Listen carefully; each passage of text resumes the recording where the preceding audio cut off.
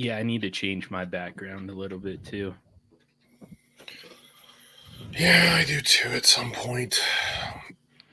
Stompy, I dig the all Cardinals look today. You got it, man. That was the wildest half inning of baseball I've ever watched as a baseball fan ever. It was the best. Maybe the wildest just portion of a sporting event that I've ever seen. Just absolute. I couldn't believe it. The whole time I was watching, I was like, dude, they're not doing anything right. It was bad. I've never seen anything. It was, it was. I mean, not at that level.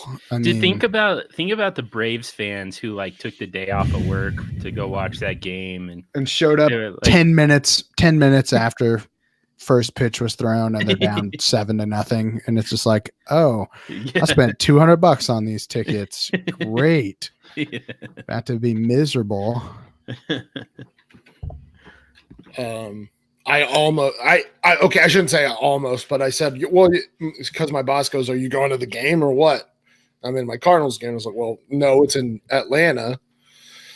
And he goes, well, I mean, if you left right now, you can make it. I was like, you're gonna let me go? And he's like, yeah, go for it. And I was like, ugh, that's 8-hour drive, and I'm sure those tickets would have been stupid expensive. Oh, eight hours if you don't hit any traffic at all. Right.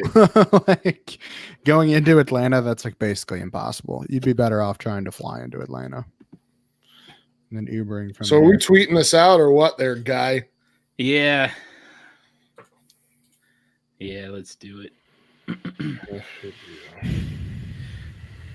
If you guys want to talk amongst yourselves, I can tweet what it. You don't know how to do two things at once there, John? You're lucky to get one. What an idiot! One at a time. Ugh. Like, at the very, very most. What an idiot! Yeah. Ugh. Yeah, I don't like vamping there, John, so I'm not doing your job for you. I don't know what that means. Yeah, what does that? What is that? What's a vamp? Basically buy time. Oh. Yeah. No, I'm not about that either. Just, just get to the point. It's just like the Cardinals today. They just got to the point. We're going to crush you. And we're going to basically ruin your whole last game at home. I'll tell you what, I enjoyed it because I didn't have to stress. My stress was over in the first inning. I was like, okay. All right. Well, yeah, on to the next one. Like that's pretty rare in baseball that you feel like, oh, yep, it's over, like in the first inning. Yeah. So I got to watch. I just put it. So we have a 2 TV set up. I just put it on the top TV and I watched Big Mouth on the bottom TV. There you go. Have you seen Big Mouth, by the way? Oh, I just assumed you were looking in a mirror. Ha ha! Oh, Ethan's got them jokes. I got jokes today. Oh, poor Panda Havoc in the chat. He is he's stressing about the Dodgers right now. I need to be watching that one right now. What am I doing? Jesus. Stumpy's like, let me get a mirror and the Dodgers game up. I'm gonna have 3-0. God damn it. No offense, Panda Havoc, but I'm really rooting for the Nationals. Really rooting.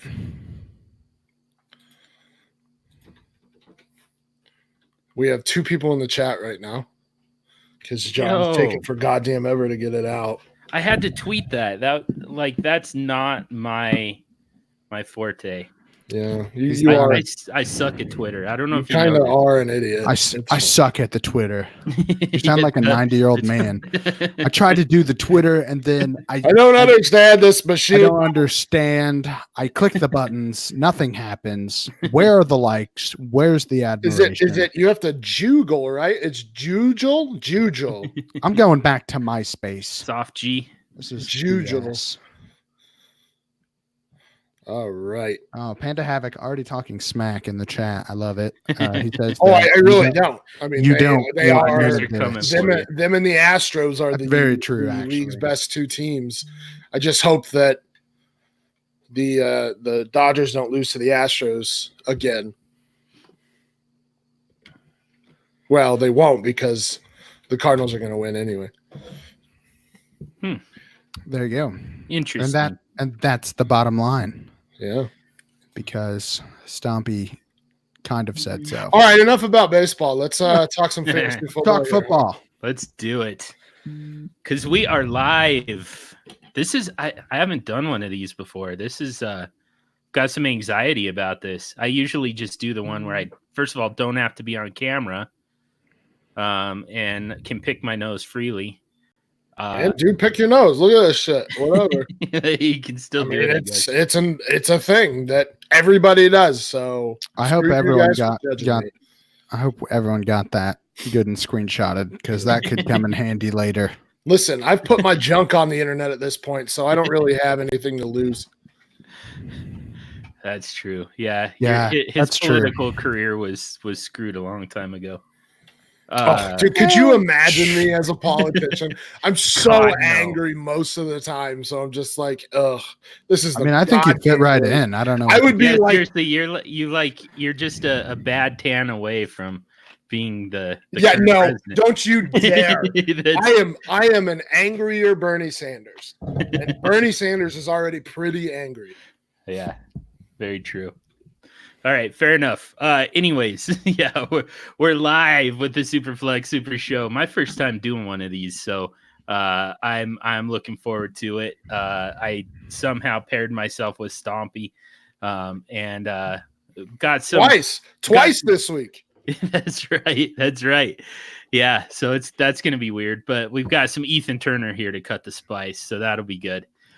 Before we get into this live mailbag show, I just want to tell you, if you haven't subscribed already to the DLF family of podcasts, not only can you find the Superflex Super Show, you can also find all of the great podcasts from DLF, including the Read and React IDP podcast, where Dynasty veterans Tom Kisling-Berry and Sticky Z guide you through the world of IDP fantasy football leagues with analysis for both beginner and veteran IDP enthusiasts. You'll be sure to find something useful and interesting every episode.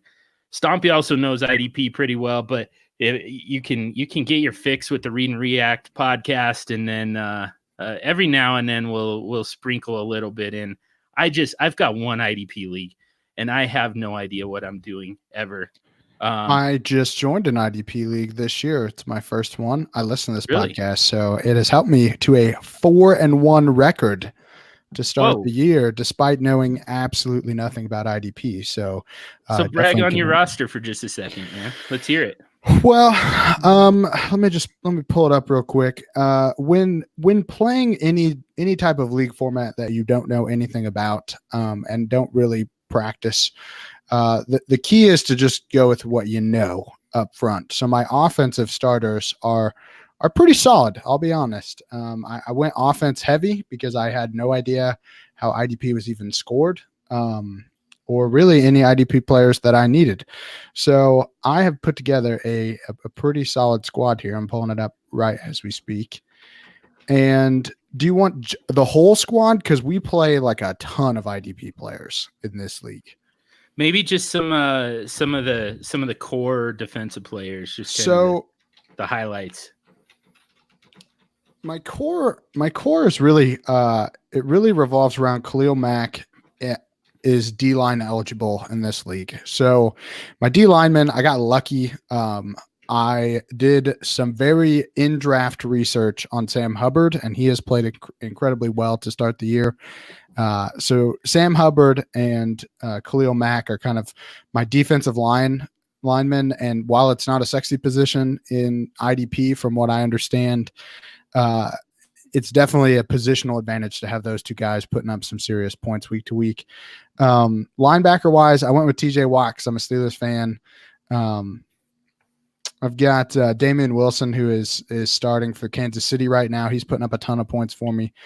John Bostic, who is the Washington linebacker, has also helped me out. I've got Todd Davis. He's not good, but it doesn't matter when you're on the field. Doesn't matter. He's putting up numbers. Todd Davis is another guy that's kind of sitting there. And then in the wings, I went after the rookies because I really didn't know a whole lot outside of the rookie class at this point. So I do have Devin White. I do have Ed Oliver as my two rookies that are holding down the fort. But for the most part, it's the offensive guys that I'm winning with, and the defensive guys I'm just trying to put together a solid core of defensive guys that are getting me points week to week, and letting the offense kind of ransack people. So it's worked out quite well. I just got Tyreek Hill back too, so if he plays, my team looks much better. So overall, not too shabby, despite the fact that I still don't really know what I'm doing. But I'm 4-1, so you just keep going. Yeah, I mean, the difference with IDP versus the offensive side of the ball is that snap share actually matters because you're actually on the field and making plays every play, or you're going after the ball every play, whereas you have to rely on other people to get you the ball on the offensive side of the ball. So guys like John Bostic, who I said is not a good linebacker, but he's on the field 90% of the time, and he's going to make tackles, especially at middle linebacker. So yeah, I mean, that's the major difference there, is that IDP doesn't really rely on other players. I mean, yes, some middle linebackers are better because their defensive lines suck, and so they have to make those tackles. But yeah, I mean, the guys that are on the field most of the time are going to be making the plays, and that's not necessarily true on the opposite side of the ball.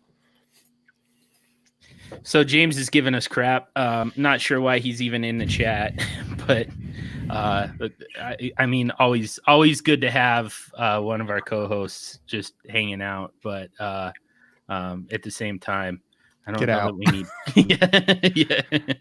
I'll kindly ask you to leave. No, just so he's giving us crap for not talking about quarterbacks yet. So anyway, so I know, whatever.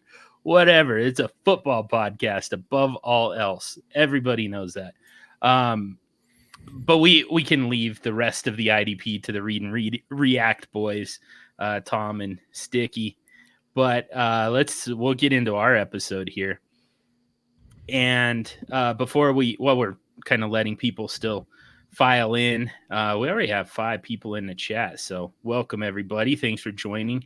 While we're waiting for even more to file in, we're going to do a Thursday night preview here.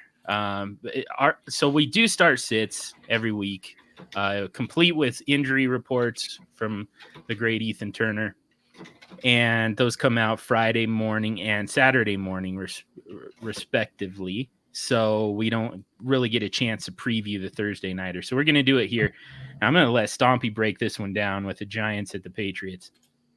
Can I just say gross? Like legitimately, no. Like they should not play Daniel Jones in this one, the Giants. Yeah. It's a really bad game, and it wasn't going to be a good game in the first place. But now Evan Ingram, Sterling Shepard, Saquon Barkley, and Wayne Gallman have all been ruled out. So basically the top 3 playmakers for the Giants and Wayne Gallman have all been ruled out. So, I mean, yeah, Daniel Jones is in a world of hurt without those guys in the first place. But now you have to consider that they are playing the best defense in the league thus far, I suppose. I mean, at the end of the day, maybe the Bears are up there, whatever. But currently the Patriots, which is super unfair, but the Patriots are the best defense in the league, and they have Tom Brady leading their offensive side of the ball. So that dynasty looks to continue. And so the Giants are going to win by at least a score. Because if the Patriots are destined to win the game, the Giants do tend to play spoiler. So, mind you, Eli is not playing, which is why they should put Eli in the game. Eli's going to come in off the bench for a absolutely massacred Daniel Jones, because he's going to get destroyed in this game. There's no way that he comes out of this unscathed. Right. And Eli is going to lead them back to within 4 touchdowns. And that, I think, is a win for Giants fans. That would be all right. But the Patriots are 17-point favorites. So, there's another point Panda Havoc has made. The weather is supposed to be gross So yeah, that's even better for a Thursday night game. So not only is it Thursday night game, not only is it a horrendous matchup, but it's going to be a bad weather game. So, but yeah, I mean, so New England ranks first in DVOA on the defensive side of the ball. They rank second against the pass, third against the run. They've allowed the fewest points, the fewest yards on the season. They've allowed the fewest fantasy points to quarterbacks. They might have just allowed the fewest points to every position this season. No, sorry, the 49ers have allowed the fewest points to running backs. And New England's allowed the third fewest points to wide receivers. I apologize. But yeah, I mean, it's a really, really bad matchup for anything New York related. And you might have, so people may have thought about starting Darius Slayton because of all the pass catchers going down and not playing. But yeah, he's a red light. There's honestly not one green or yellow light on the Giants. So sit all of your Giants this week. In terms of the Patriots, it's a bad secondary. It's really just a bad defense overall for the Giants. I mean, they've allowed the 7th most fantasy points to QBs. They've done okay against running backs. They've allowed the 17th most points to running backs. But last week they allowed Dalvin Cook to go for 132 yards on the ground and then 86 yards through the air. They've allowed double-digit fantasy points to 6 running backs through 5 weeks. So if the game is going to be sloppy and the Patriots are going to dominate, Michelle is a good start because he will be asked to run the ball more. I don't know if Burkhead is active either. Maybe you can tell me that. I believe he is. Okay. Yes, I believe he is. He was practicing. I don't know if they've ruled him for sure in, but everything is pointing towards that being the case. Okay. So, I mean, that might take away Michelle's upside.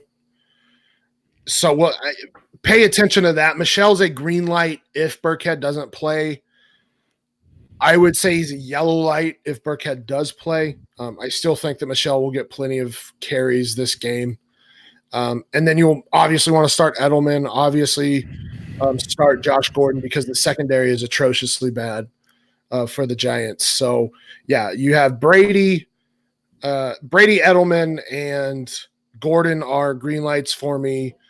Michelle is kind of a greenish yellow for me because it depends on if Rex Burkhead plays. And then I guess James White is also a yellow light as well. He doesn't really have the ceiling, but he has a good floor.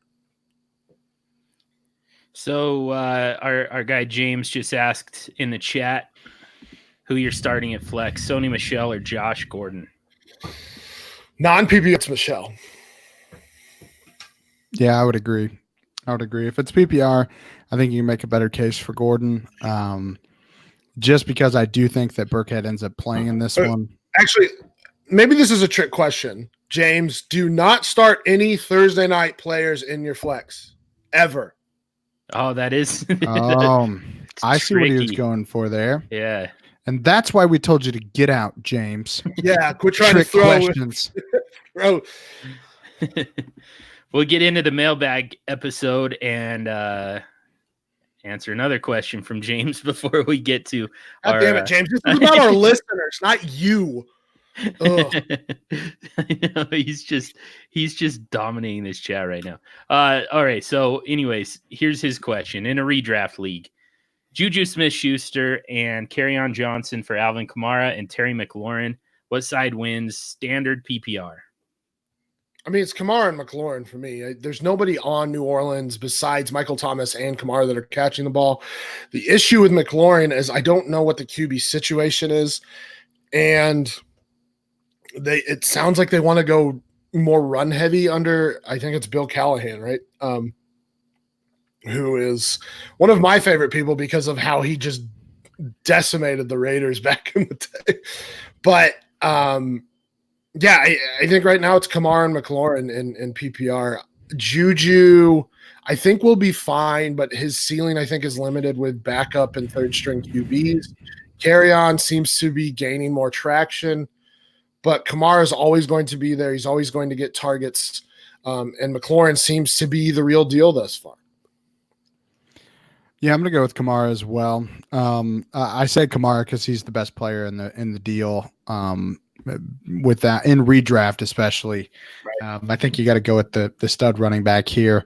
I agree with everything Stompy said about Juju. I love Juju as a player, but we're talking about he's probably starting with a third string quarterback at this point. I'm not sure. I'm not sure that that's going to turn out well for the Steelers. For my Steelers, that is. As far as McLaurin versus Kerryon, I mean, Kerryon is a good player. He's a solid RB2 week to week, but I still don't trust Matt Patricia. Ty Johnson is getting a little bit more work. I'm not worried about Kerryon not being a bell cow, but I still think from an upside perspective, he's somewhat capped on the offense that he's on. I don't think that team is going to be ahead as much anyway. The nice thing about Kamara is that it doesn't matter. He's not game script dependent at all from the running back position.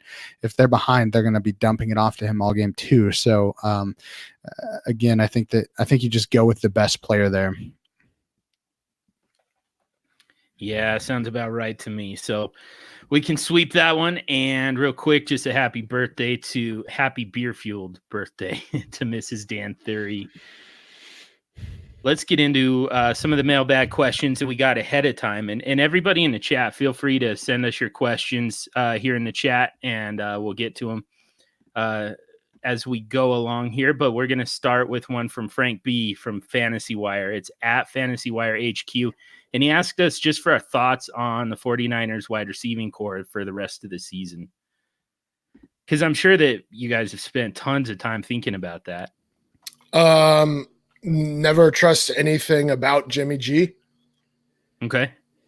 Yeah. I mean, it seems like Goodwin is the wide receiver to own there right now, right? He seems to be the only one that's getting targets outside of George Kittle and those running backs. Yeah, sorry, what did you say about George Kittle? Because that's the only guy that matters in this receiving core. Right. I mean, yeah. It's George Kittle or nobody. I mean, I guess you could say the running backs have some value, but it seems like based on what we saw this week, now that Tevin Coleman's back, it's going to be split pretty evenly between him and Breida. So I feel like it's kind of hit or miss. I don't expect both of them to have the games that they had at the same time like they did this week. I think one guy is probably going to go off and one guy is probably going to disappoint you. So depending on which guy you have, you're kind of it's a coin flip for me on which guy is going to be more effective. I mean, I think it was interesting that Coleman ended up without touching Breida in that game just because I didn't think that was going to be the case with him coming off the high ankle sprain. But as far as wide receivers go, I mean, Debo is the one that I like the best, but I don't think that you can trust any of the wide receivers from a week-to-week basis. And if you just have Dante Pettis, you might as well just shoot yourself in the foot because there's no reason for him to be rostered anymore in a redraft league, especially. And here's the issue with Debo is he's had that one game, and then other than that, he's been non-existent. Whereas like Marquise Goodwin at the very least is a deep threat, so he will give you those big games every once in a while. But even now, he's had 77 yards, 41 yards, 41 yards. So at the very least, he's giving you some sort of points. I mean, he's not getting a lot of targets, but he's getting deep targets.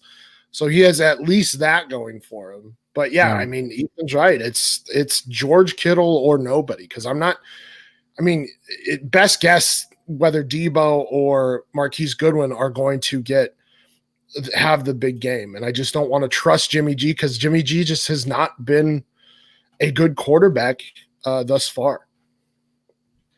So it gets a little interesting this week at the LA Rams. Definitely the best offense they've faced so far this season. That defense is really kind of keeping them in a negative game script as far as the passing goes anyway. So it's a little hard to tell. They've been able to get by with the running game so far, and I don't think that that's gonna be the case quite as much going forward. They've got the Rams this week. They have Carolina in week 8, which very well could be the return of Cam Newton. They still have Seattle on the schedule. They've got Green Bay. They've got Baltimore. They've got New Orleans. They've got Atlanta. So we might see the game script at least flip a little bit on them, and see them at least be in a position where they have to throw a little bit more. Even then, though, I still want Kittle. That's the, yeah. I mean, it's. I agree with what Stompy's saying on Goodwin, just because he only needs one big play, and we know he can give you that.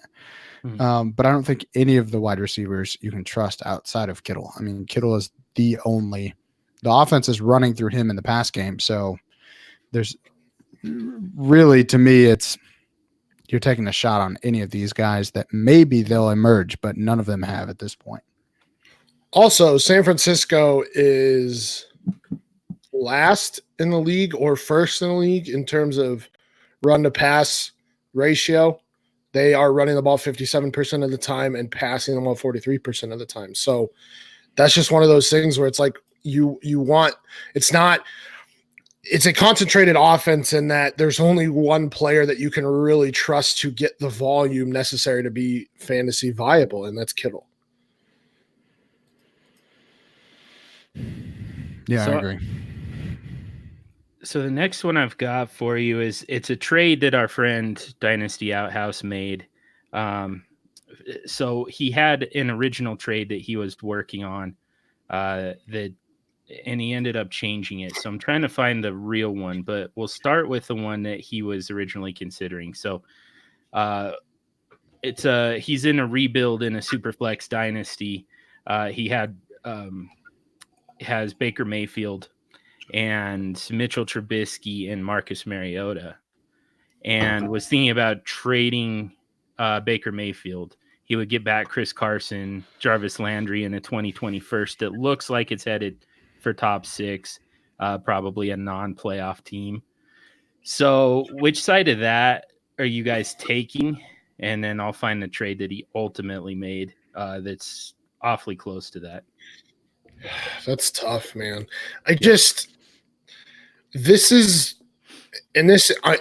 me trying not to take a victory lap here, but this is exactly what I was afraid of when I said, let's pump the brakes on all of this Baker Mayfield hype. We just didn't know what this team was going to look like, what Baker Mayfield was going to look like in his second season. And they traded away I don't know if he was an all-pro left tackle, but at the very least, one of the best left tackles in the league. And now you're seeing the repercussions of that, and that it's a bad offensive line, and Baker is not able to hold on to the ball nearly as well. He's not protected nearly as much. He's also making some poor decisions. He's not that great at reading the defense, and it's affecting this entire offense. So, but I still think that he has potential. I think he has a bright future ahead of him, and it is super flex. Now, the question that you have to ask yourself is, do you think that Carson is going to be a long-term asset in terms of running backs? And if it's a rebuild, absolutely. I don't think that's you don't want to be trading for Carson. Now, he did mention that he would trade Carson away. Landry has been inconsistent at best in his tenure with the Browns. He may not be there next year because I believe his dead cap takes a gigantic dip after this season. And that 2021st obviously is nice. I have to stay with the QB here because it is the rebuild. It's a young QB, and there's question marks centered around Carson and Landry, especially in a rebuild.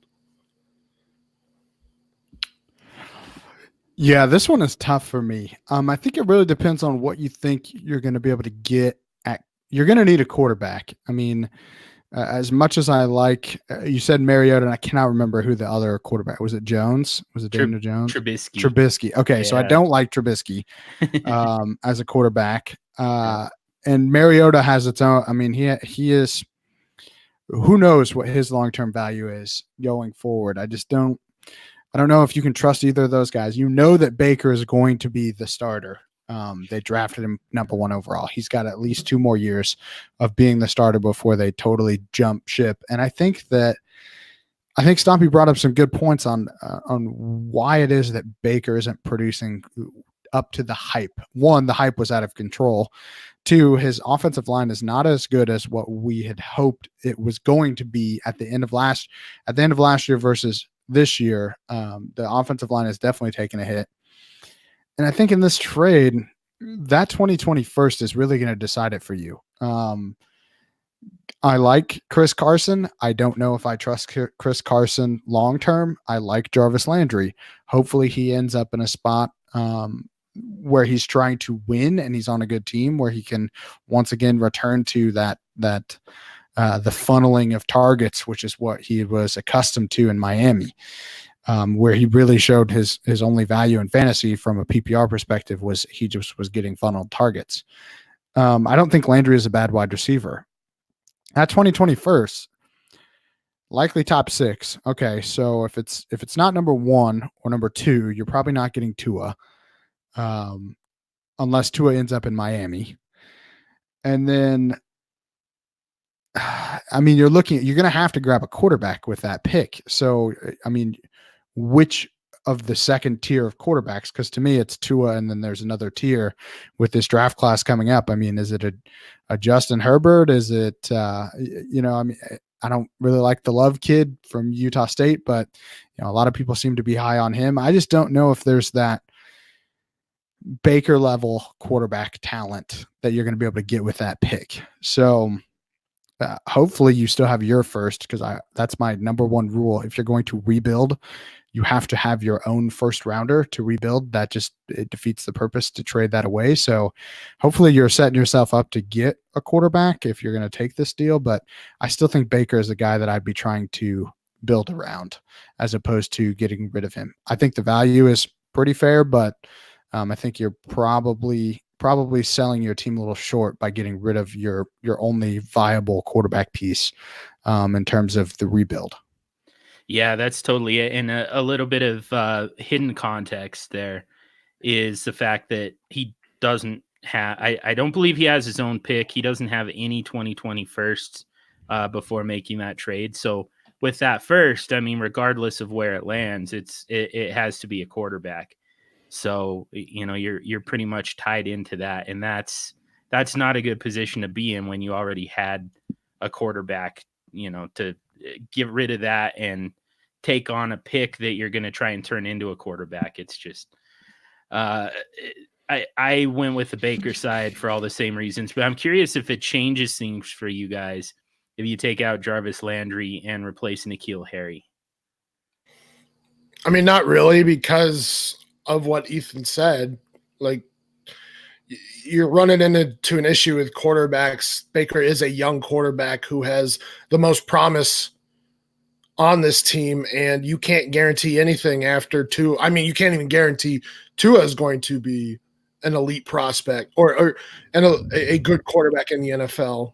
And we've seen Baker be a good quarterback in the NFL. So at the very least, at minimum, you are swapping Baker, or you're basically swapping Baker and Tua at like the same level. At maximum, I think you're keeping Baker and getting a top 10 talent.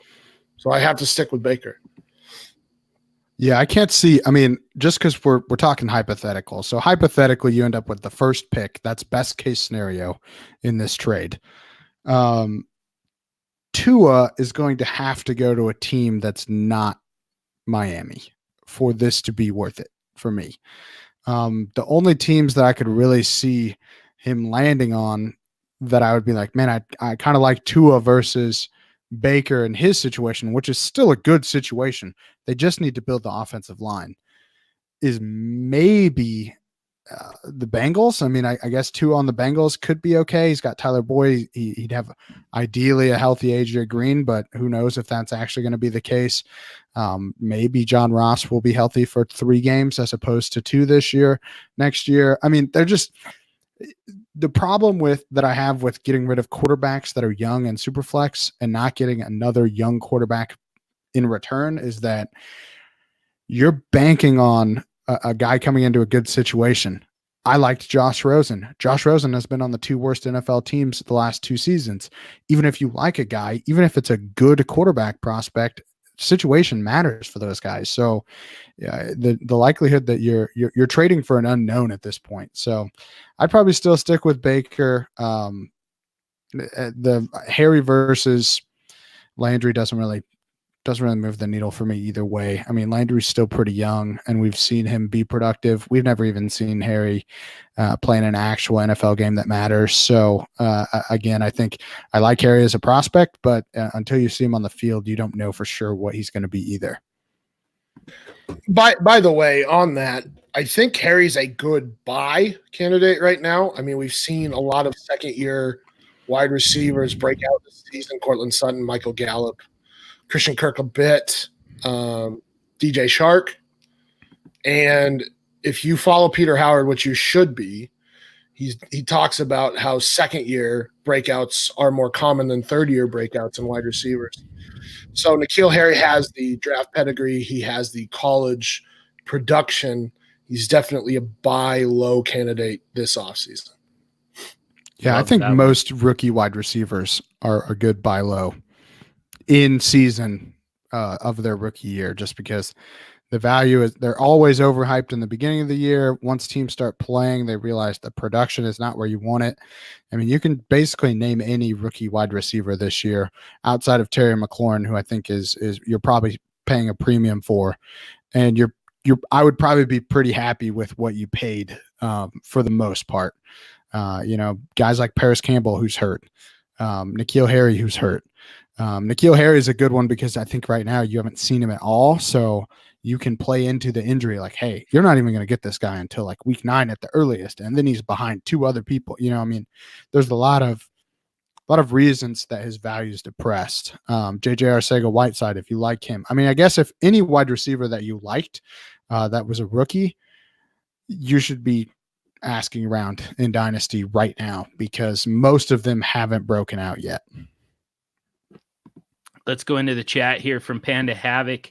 Is A.J. Brown just the wide receiver to own in Tennessee, or still holding out hope for Corey Davis with how the team stands now with Mariota at the helm?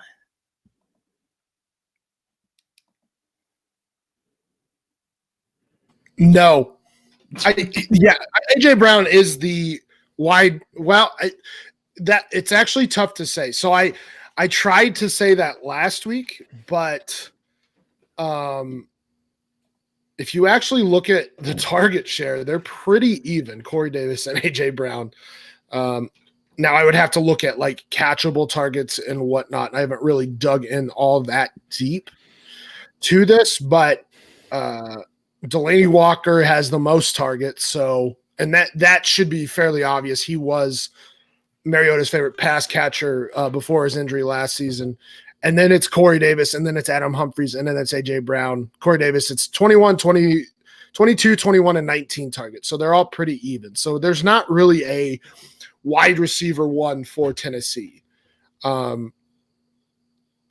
Brown just happens to have been more efficient thus far, and really it's just the 2 games. He had 100 yards in week 1, and then he had 94 yards in week 4 and 2 touchdowns. Outside of that, he had 25, 4, and 27 yards.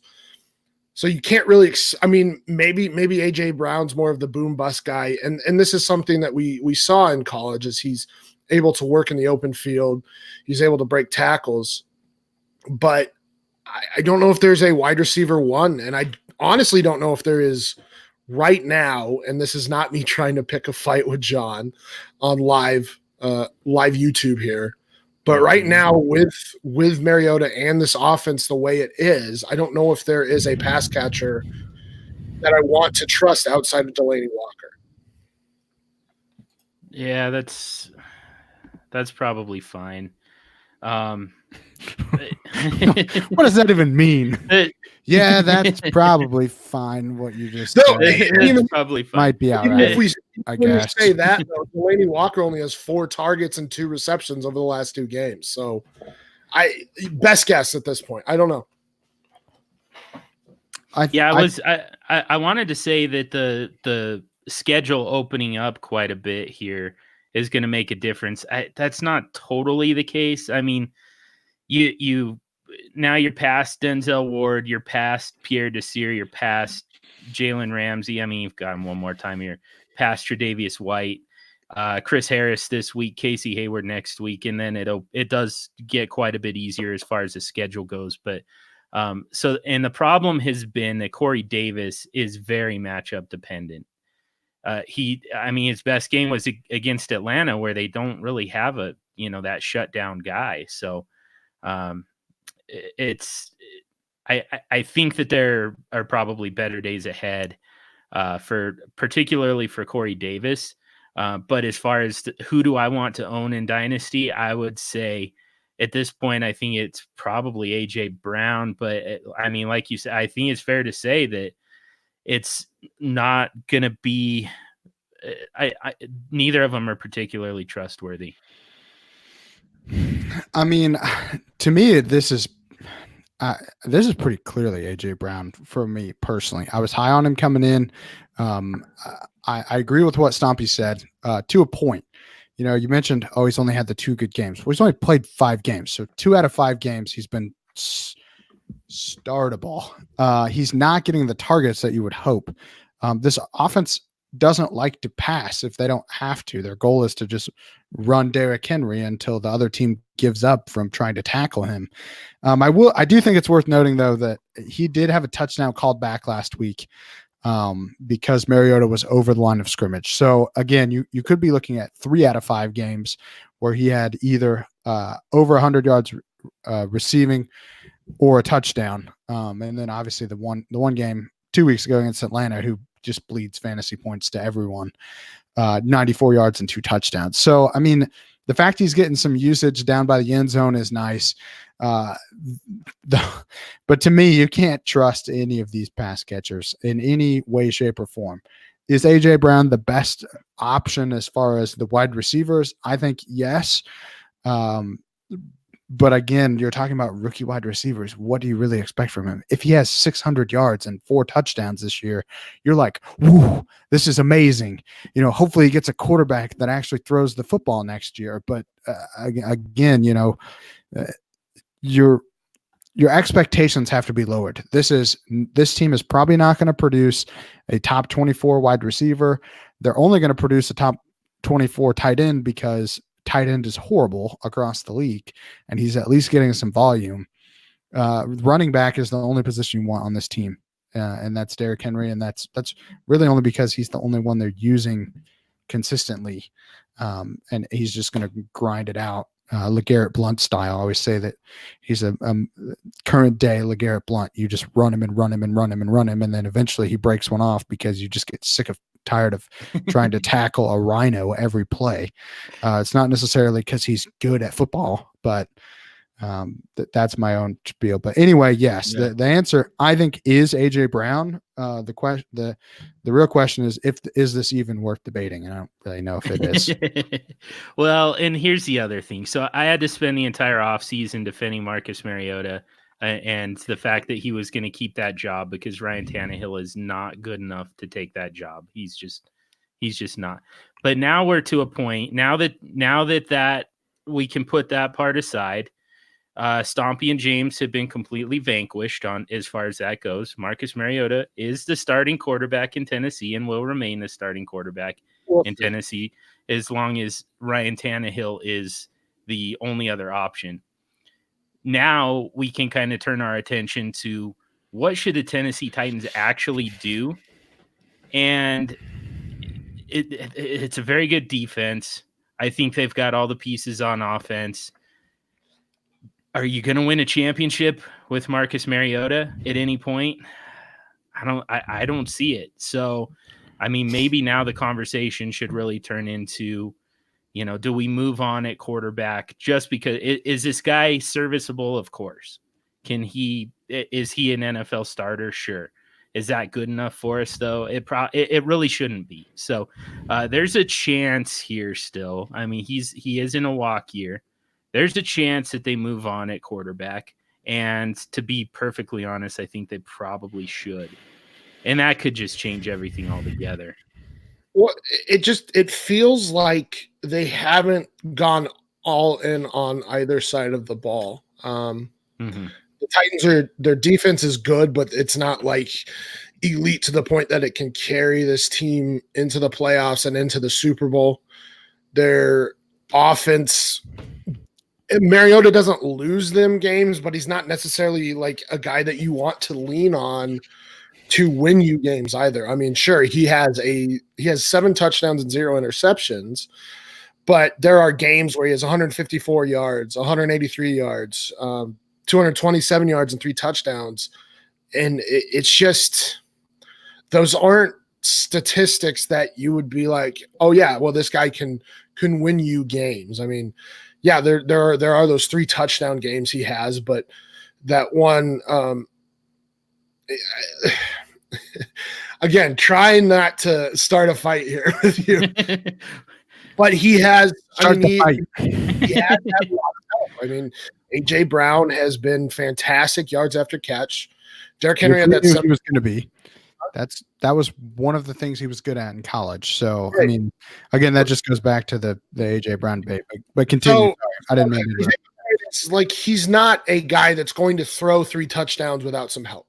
Yeah. He's not a Patrick Mahomes. Obviously, he's not a prime Aaron Rodgers. He's not a prime Peyton Manning. He's not a prime Alex Tom Smith.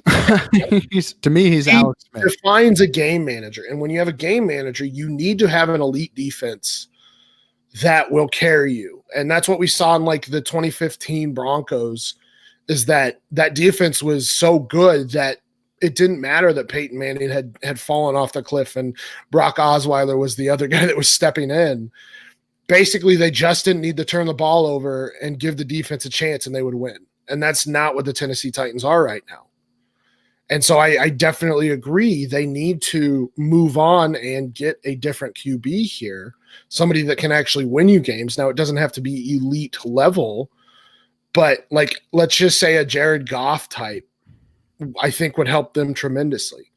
I don't know if we consider Carson Wentz elite at this point, but I think a Carson Wentz type or Matt Ryan would be extremely helpful to this team. But I mean, after Tua this season or this upcoming class, you have a few game managers in there. I think Jake Fromm is one of those that's like, well, we consider him more of a game manager. I don't know what Justin Herbert's ceiling is.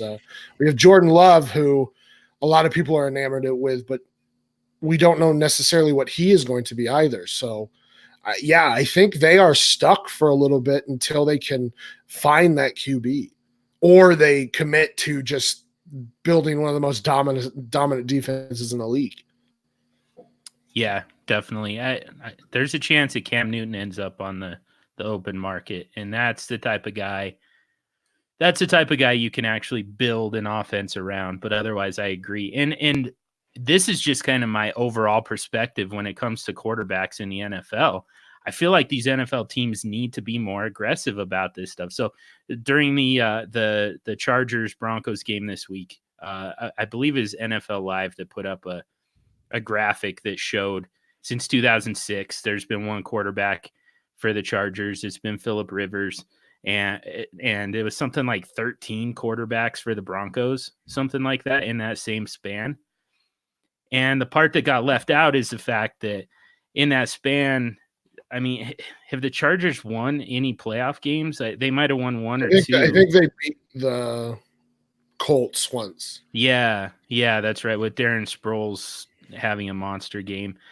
But I mean, they haven't been to the Super Bowl. They certainly haven't won any championships. They haven't won anything meaningful.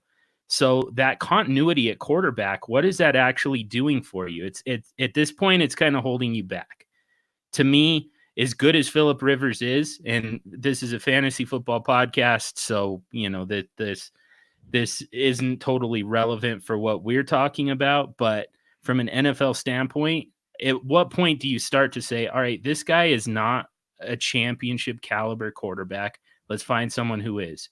Or else let's find a roster build that he can actually compete with. that he can actually win a championship with. Otherwise, I mean, what good does it do you to have the same guy for 13 years and not win anything? Every NFL team should take that perspective. But anyways, we spent way too much time on that one. Let's rapid fire. Here we go. Here we go. So our boy Bill, Super Duper Flex, asks, is it time to sell high on Cooper Kupp, or do you think he can be a wide receiver one for the next several years?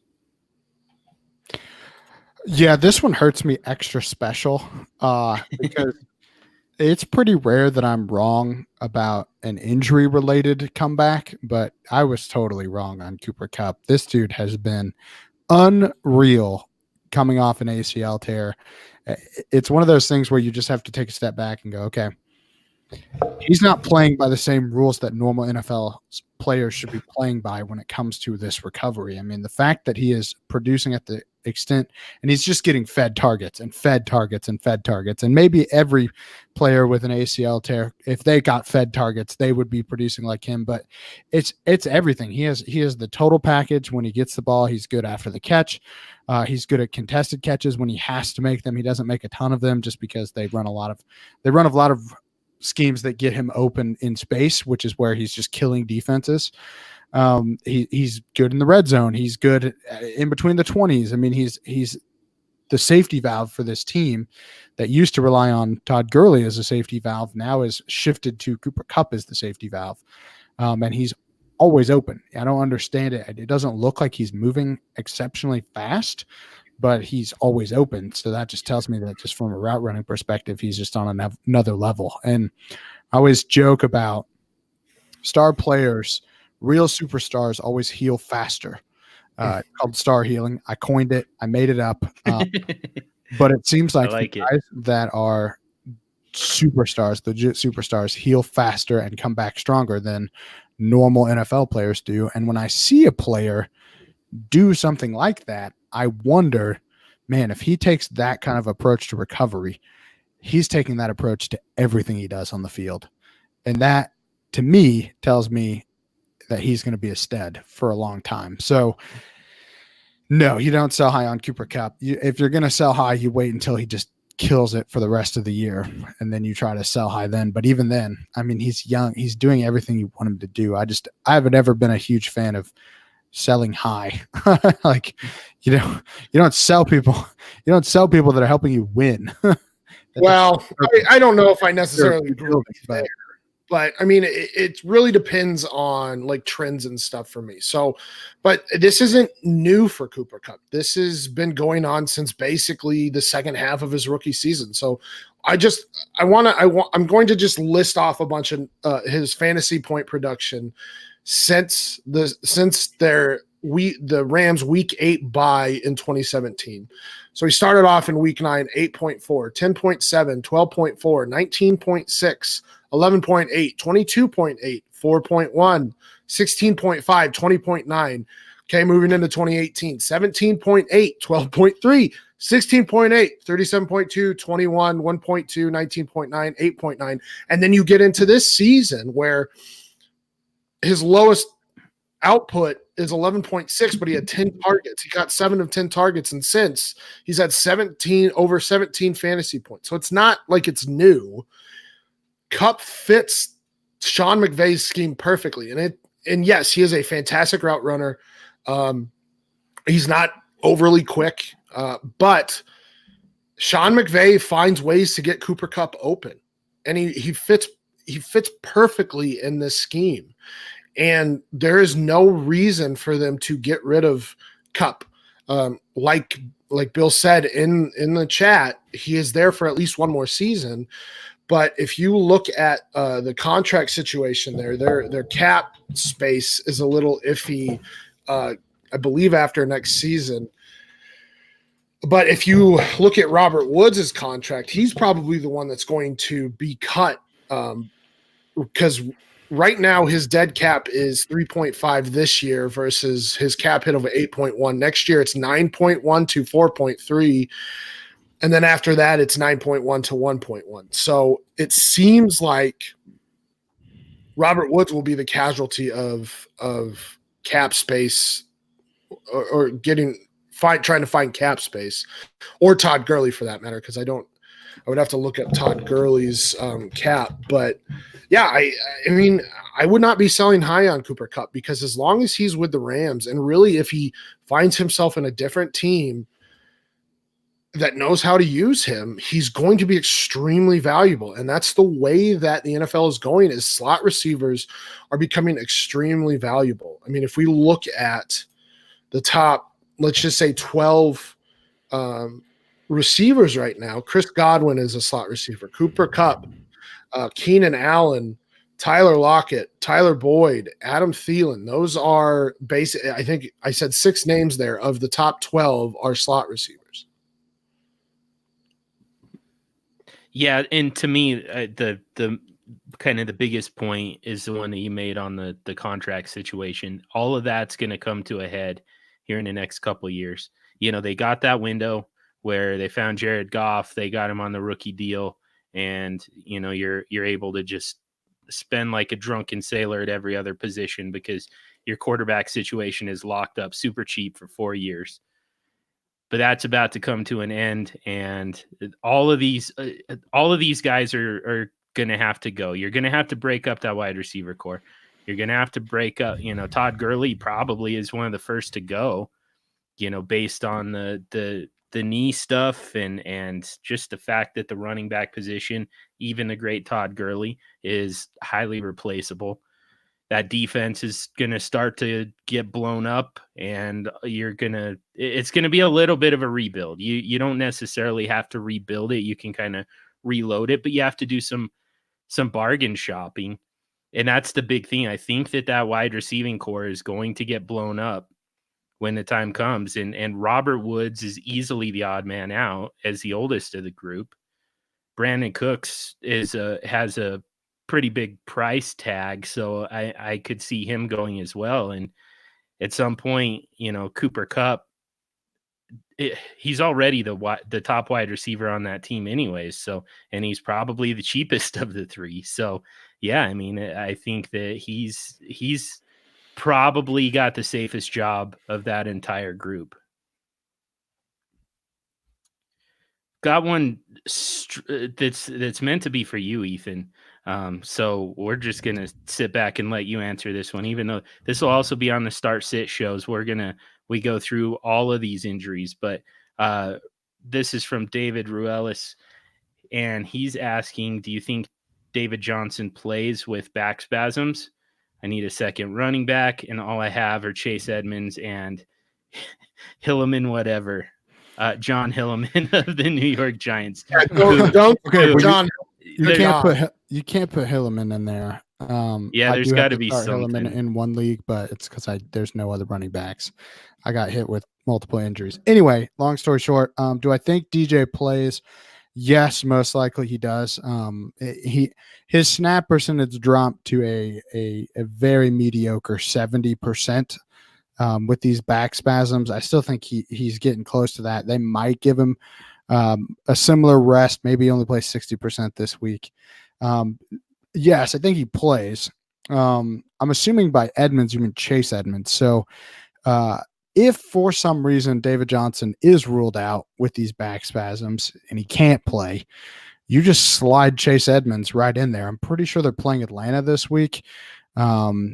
Somebody might have to fact check me on that, but I'm pretty sure that they're going up against Atlanta, and Atlanta just bleeds catches to the running back position. Chase Edmonds has looked good for the most part every time we've seen him with any kind of opportunity. So Chase Edmonds is one of those guys. People always ask, you know, who are some running backs that could really blow up if they just got an opportunity? I think Edmonds is one of those guys for me. David Johnson's a little bit older. Every team that I have David Johnson on, I have Chase Edmonds on, and I'm perfectly content with him riding my bench in Dynasty for as long as I have David Johnson, just because I feel like Edmonds is a capable running back. And like Stompy said, even the great ones are replaceable eventually. So do I think he plays? Yes. If he doesn't play, are you okay with Edmonds? Yes. Don't start Hilliman. That's all I got with that. Good question. Interestingly, Atlanta has not given up a lot of receptions this year to running backs. Typically they do though, right? They did kind of their last year, thing, right? last year because they didn't have Deion Jones. Okay. Maybe it's just that you don't have to dump it off. You can just launch it down the field. Yeah, and that's same just with the as Cardinals. effective. Like the Cardinals have not given up a lot of fantasy points to running backs this year, but that's because their secondary is so atrocious that Yeah. they just have to throw the ball.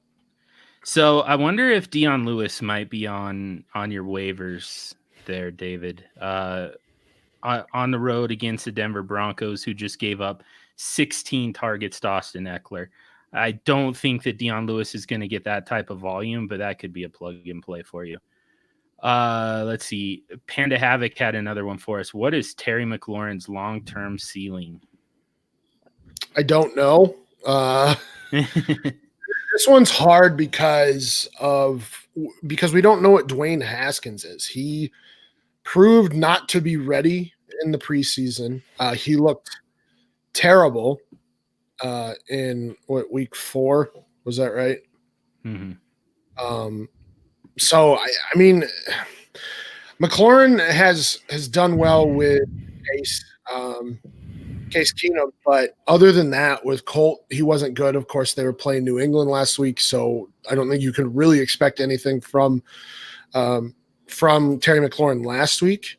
But Dwayne Haskins did not look good. He had 3 interceptions. He only completed 53% of his passes. And that was against the New York Giants. And the Giants secondary is not good.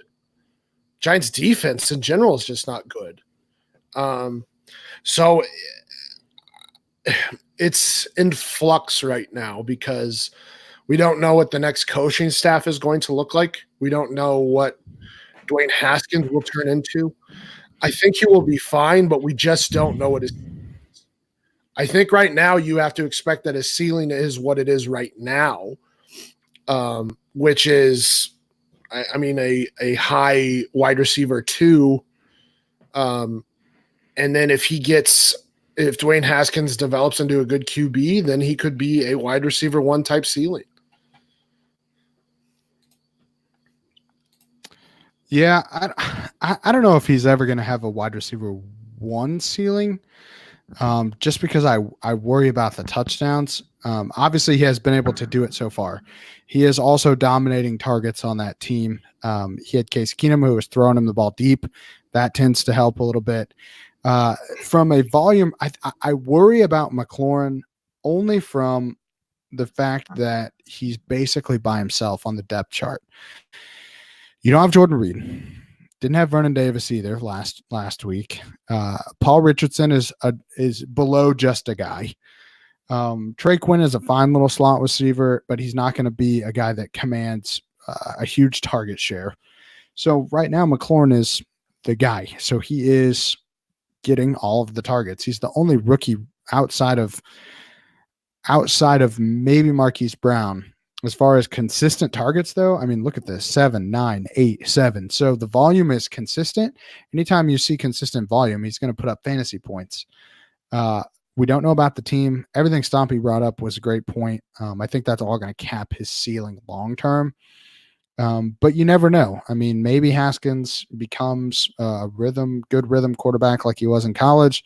Maybe he just maybe this coaching change will help him. We don't know for sure. So I think you treat McLaurin as what he is showing you right now, and value him that way. And you worry less about, okay, well, long-term, what's his absolute best case? Because a lot of that it's dependent on other factors outside of how good he is at football. Including the fact that this 2020 rookie draft class is absolutely loaded. And it's kind of hard to imagine Washington coming out of that draft without a stud wide receiver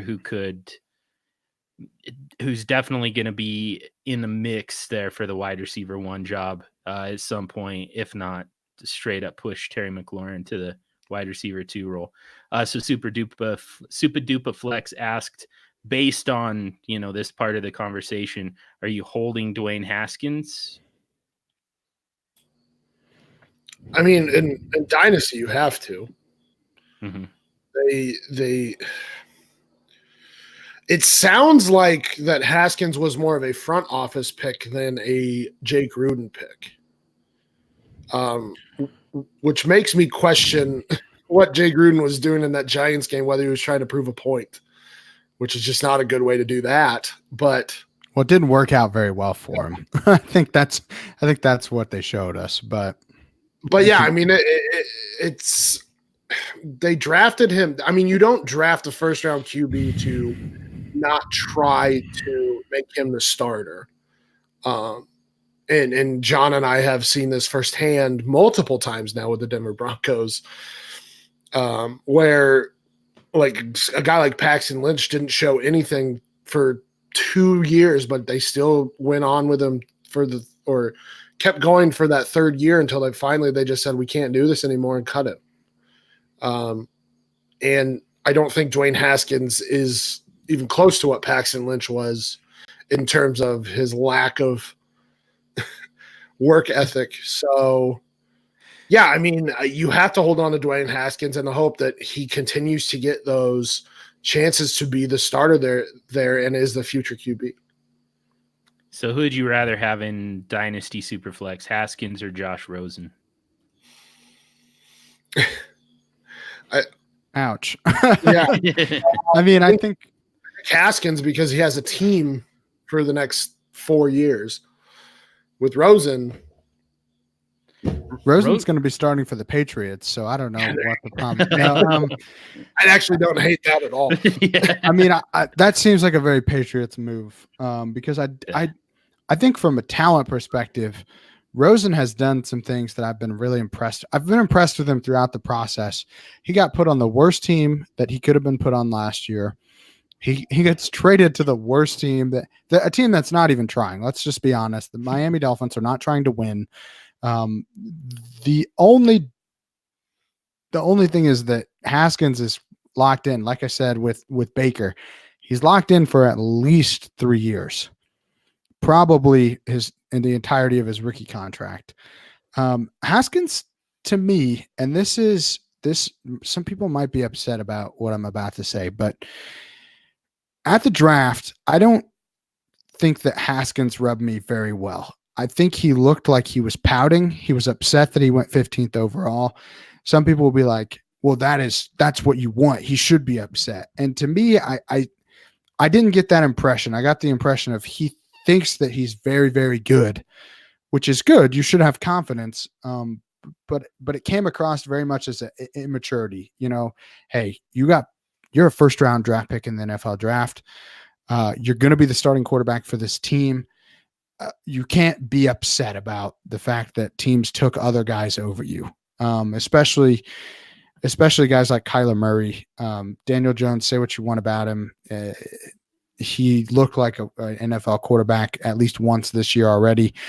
We've seen now with Haskins in the preseason and a little bit in the game. I don't really put much into games where guys get thrown in, but we've seen that Jones can at least make some throws. He's better than Eli Manning. I think Haskins is dealing with some immaturity. I think the NFL game is a little bit quicker than what college was for him.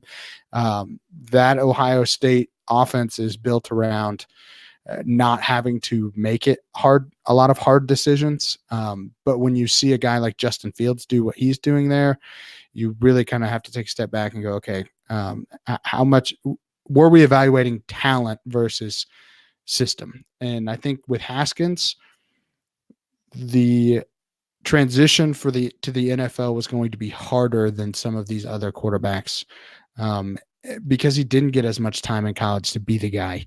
He didn't have what I believe was the maturity that he needed coming into the league. So again, I don't know him as a person. Somebody I'm sure is going to bash me about this take, but I think we don't know about Haskins. You have to hold him because you got to give him some time to adjust and see then. Now in 2 years, if he's putting up ducks, okay, maybe it's time to move on, but I don't think that they're going to give up on him that quick.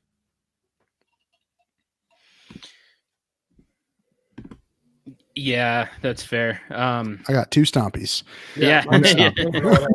Yeah, we had 2 of them for a minute there. That was a nightmare for me. God, you're very mean. One on either side, just yelling in each of my ears. So, by the way, I would not be surprised at all to see Josh Rosen lead the Dolphins to a victory this week at home against Washington. That was kind of why I wanted to bring that one up. The Dolphins are going to sit Josh Rosen if it even looks remotely close to them winning that game. They should. Yeah. But he's going to make them do it. He's looked good so far. And I wouldn't say good. He has just not looked bad. He's looked fine. And the team has looked bad. I don't know if he has. Yeah. The strength of this team, though, is a wide receiver core. So, I think that Josh Rosen can get those guys the ball. Albert Wilson comes back.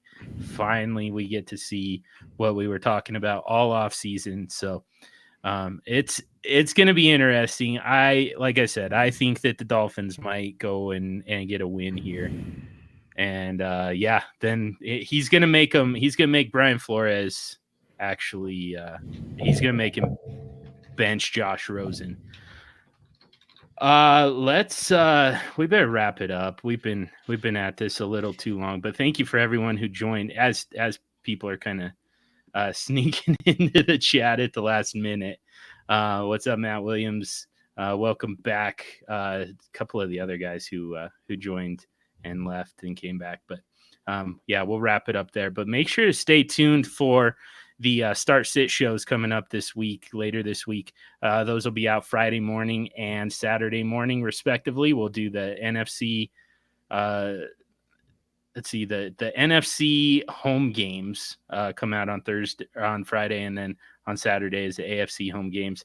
And both of those are going to also have injury reports from our own Ethan Turner.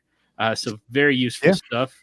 We're gonna get off of here so that me and Ethan can go talk about injuries, in fact, and help you prep for all your lineup decisions for the week. The first week with 4 teams on bye. Things are going to get interesting. But thank you for joining us. Thank you all for your questions. For Stompy Sam at FF Stompy and Ethan Turner at eTurnerFF_PT. I'm John Hogue at Superflex Dude. Make sure you're also following the show itself at Superflex Show on Twitter. And we'll talk to you all next week.